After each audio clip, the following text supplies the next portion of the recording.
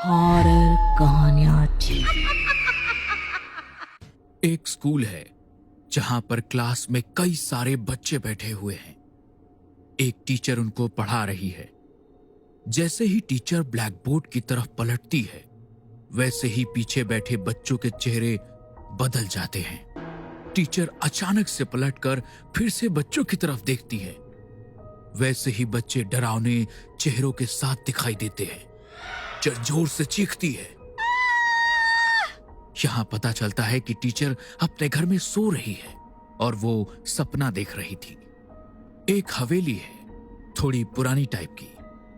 वहां पे चारों तरफ सफेद कपड़े पहने कई सारी विधवा औरतें घूम रही थी और बच्चे यहां वहां खेल रहे थे। हवेली का माहौल कुछ डरावना सा है। सारी विधवा औरतें अपने अपने काम करने में बिजी हैं। कोई कुछ नहीं बोल रही है। जैसे ही टीचर वहां आती है, सारी औरतें उसकी तरफ घूर घूर कर देखने लगती हैं।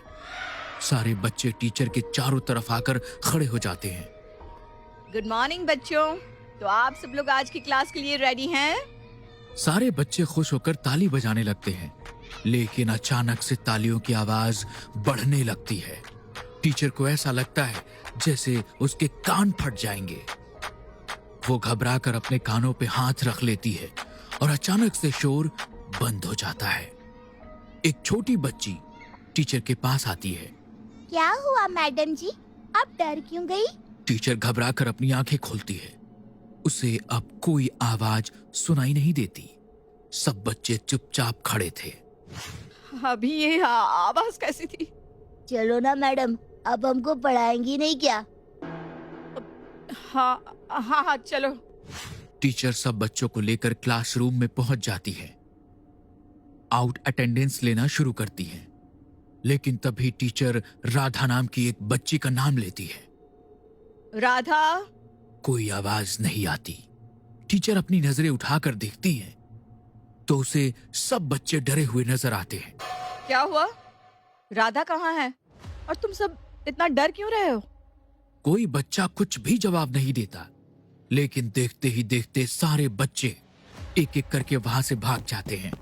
अरे बच्चों, कहाँ जा रहे हो तुम? रुको तो। लेकिन कोई बच्चा टीचर की बात ही नहीं सुनता। सब वहां से चले जाते हैं। तभी कमरे का दरवाजा अपने आप बंद हो जाता है। ये देखकर टीचर पूरी तरह से डर जाती है। वो दरवाजा खोलने की कोशिश करती है, लेकिन दरवाजा नहीं खुलता है। टीचर जोर से दरवाजा बजाती है। उसी वक्त उसके हाथ पर खून की कुछ बूंदें गिरने लगती हैं। टीचर जब अपनी नजरें उठाकर ऊपर की तरफ देखती है, तो उसे कुछ भी नजर नहीं आता। लेकिन अब तक वो टीचर पूरी तरह से डर चुकी थी। तभी उसकी नजर अचानक कमरे की खिड़की पर पड़ी और उसे सफेद कपड़े पहने हुए एक साया वहां पर नजर आया। ये सब क्या हो रहा है मेरे साथ? सारे बच्चे कहाँ चले गए? और ये खिड़की पर कौन खड़ा है? टीचर कमरे की खिड़की के पास जाती है। तभी झटके से खिड़की खुलती है और उसकी आंखों के ठीक सामने एक विधवा औरत बेहद डरावने एक्सप्रेशन लिए हुए खड़ी थी। क्या हुआ टीचर जी, इतनी जोर से दरवाजा क्यों पीट रही हैं आप? ये कमरे का दरवाजा अचानक से अंदर से बंद हो गया है। मुझे बहुत डर लग रहा है। मुझे बाहर आना है। वो औरत कमरे का दरवाजा खोल देती है। अभी मेरे हाथों पर खून कहाँ से आया? लेकिन आपके हाथों पर तो कोई खून नहीं है। आपके हाथ तो बिल्कुल साफ है। लगता है आप कुछ ज्यादा ही डर गई हैं। बच्चे वहाँ बाहर पेड़ के नीचे बैठे हैं, आप उन्हें वहीं पर पढ़ा दीजिए। टीचर अपने आप को संभालते हुए बच्चों को पढ़ाने लगती है। टीचर बोर्ड पर ABCD लिख देती है और एक बच्चे से उसे पढ़ने के लिए कहती है।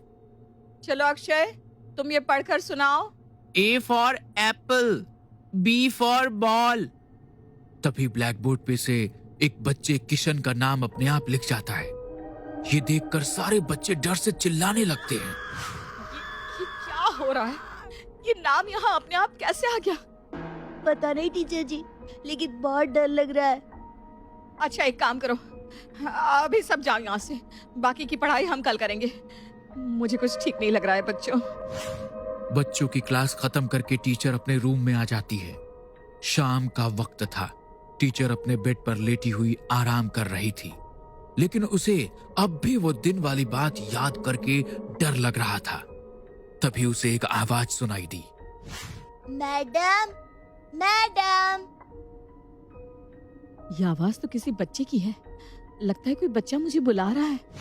टीचर को ऐसा लगता है कि ये आवाज तो किसी बच्चे की है। लगता है कोई बच्चा मुझे बुला रहा है। टीचर उस आवाज की दिशा में जाती है। ये आवाज छत की ओर से आ रही थी।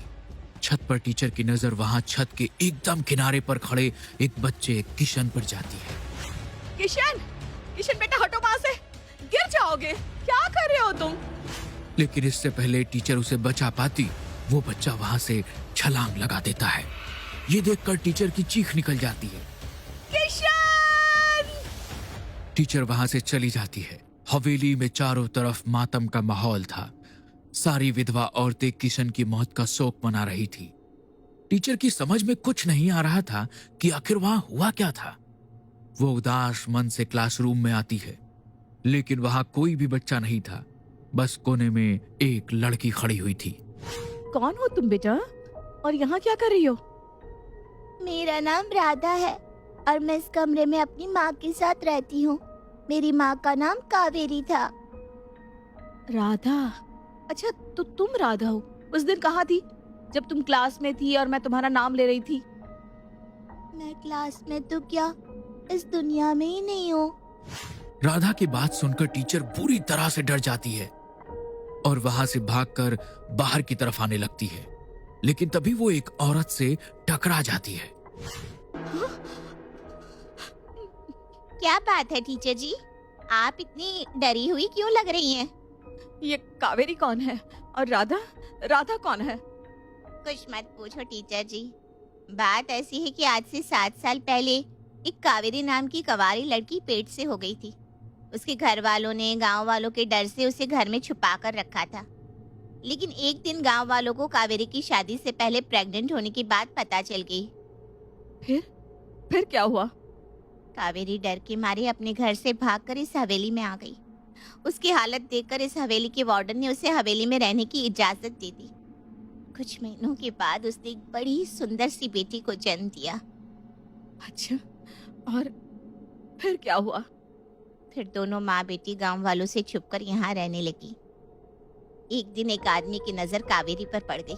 उसने सारे गांव वालों को ये बात बता दी और गांव वाले कावेरी को मारने के लिए यहाँ आ गए और फिर उसे बेसमेंट में ले जाकर फांसी लगाकर मार दिया। टीचर उस औरत की बात पर भरोसा कर लेती है और अपने कमरे में आ जाती है। अगली सुबह टीचर फिर से क्लास में बच्चों को पढ़ाने लगती है। रीमा बेटा, आज तुम ABCD पढ़कर सुनाओ। A for apple। लेकिन तभी बोर्ड पर नीना नाम अपने आप लिखने लगता है। बच्चे एक बार फिर से बुरी तरह डर जाते हैं और वहां से भागने लगते हैं। लेकिन टीचर नीना नाम की बच्ची को अपने पास बुलाती है। अपना नाम देखकर बच्ची जोर जोर से रो रही थी।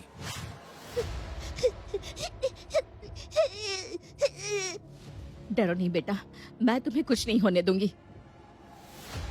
इस हवेली में एक शैतान है। जैसे उसने किशन को मार डाला वैसे वो मुझे भी मार डालेगा। शैतान? कैसा शैतान? नीना टीचर को अपने साथ हवेली के बेसमेंट में ले जाती है। लेकिन जब टीचर वहां पहुंची तो उसने देखा वहां बहुत सारे ताले लगे हुए थे।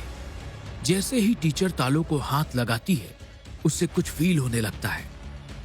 उसे कावेरी के साथ हुई सच्ची घटना दिखाई देने लगती है। 7 साल पहले कावेरी जब इस हवेली पर आई थी। मुझे बचा लो, वो लोग मुझे मार डालेंगे। क्या हुआ? मैं शादी से पहले माँ बनने वाली हूँ। ये बात गांव वालों को पता चल गई है। अब वो मुझे जिंदा नहीं छोड़ेंगे। हाँ, प्लीज मेरी मदद कीजिए। डरो मत, तुम यहाँ आराम से रह सकती हो। यहाँ तुम्हें और तुम्हारे बच्चे को कोई खतरा नहीं है। तुम यहाँ छुप कर रह सकती हो। कुछ दिनों के बाद कावेरी एक सुंदर सी बेटी को जन्म देती है। बच्ची कुछ महीनों की हो जाती है। एक दिन कावेरी हवेली से बाहर जाने के लिए जैसे ही दरवाजे के पास आती है, वार्डन उसे देख लेती है। कहाँ जा रही हो कावेरी? वो बच्ची के लिए दूध लेने जा रही हूँ। दूध खत्म हो गया था। मैंने तुमसे कितनी बार कहा है कि तुम हवेली से बाहर जाने की कोशिश भी मत किया करो। अगर किसी ने तुम्हें देख लिया तो तुम्हें भी मार डालेंगे और मुझे भी, क्योंकि मैंने तुम्हारी मदद की है। लेकिन वो दूध। भूख से मर नहीं जाएगी तुम्हारी बेटी, लेकिन तुम बाहर गई तो हम में से कोई भी जिंदा नहीं बचेगा, समझी? अब जाओ अंदर। कावेरी वहां से चली जाती है, लेकिन एक दिन कावेरी की बेटी राधा को तेज बुखार हो जाता है। राधा को बहुत बुखार है, मुझे उसे हॉस्पिटल ले जाना होगा। मैंने कहा ना तुम यहाँ से बाहर नहीं जा सकती, वरना वो गांव वाले हम सबकी जान ले लेंगे। लेकिन अगर मैं अपनी बेटी को हॉस्पिटल लेकर नहीं गई तो वो मर जाएगी। वो सब हमें नहीं पता, लेकिन तुम यहाँ से कहीं नहीं जा सकती।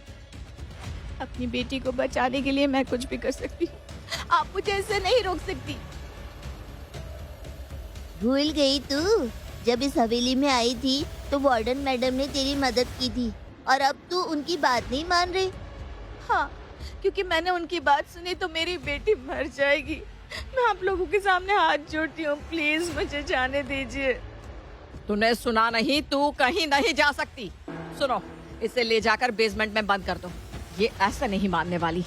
वार्डन के कहने पर सारी औरतें कावेरी को जबरदस्ती ले जाकर बेसमेंट में बंद कर देती है और उसे राधा से अलग कर देती है। तेज बुखार की वजह से राधा की मौत हो जाती है। एक औरत ये बात बताने के लिए कावेरी के पास जाती है। मुझे मेरी बेटी के पास जाने दो। तेरी बेटी मर चुकी है कावेरी, अब रोना बंद कर दे। क्या? नहीं नहीं, ये नहीं हो सकता। मैं अपनी बेटी के बिना कैसे जीऊंगी?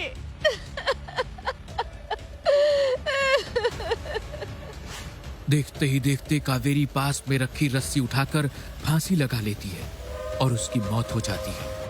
विधवा औरतें और वार्डन उस बेसमेंट में लॉक लगा देती हैं। ये सब जैसे ही टीचर को नजर आता है, वो सारा सच समझ जाती है। रात के वक्त टीचर वार्डन के रूम में बेसमेंट की चाबी चुरा लेती है और बेसमेंट खोल देती है। तभी कावेरी की आत्मा उसके सामने आ जाती है और देखते ही देखते वो पूरी हवेली में तहलका मचा देती है। उस आत्मा के भयानक तरीके से चीखने की आवाजें हवेली में गूंजने लगती है।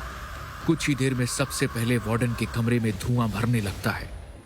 वार्डन का दम घुटने लगता है तो वो कमरे से निकलकर बाहर आती है। तभी वार्डन के पूरे शरीर पर फफोले पड़ने लगते हैं। उसका शरीर धीरे धीरे गलने लगता है। देखते ही देखते बाकी की औरतें भी वहां आ जाती हैं। उनके साथ भी वही सब होने लगता है। उन सबके शरीर गलने लगते हैं। वो बुरी तरह से दर्द से तड़पने लगती है। एक तरफ उन औरतों के चीखने की आवाज और दूसरी तरफ कावेरी की भयानक आवाजें मिलकर एक भयानक माहौल पैदा कर रही थी। कुछ ही देर में उन सब की मौत हो जाती है। मैं और कावेरी अपनी बेटी की आत्मा के साथ मुक्त होकर वहां से हमेशा के लिए चली जाती है।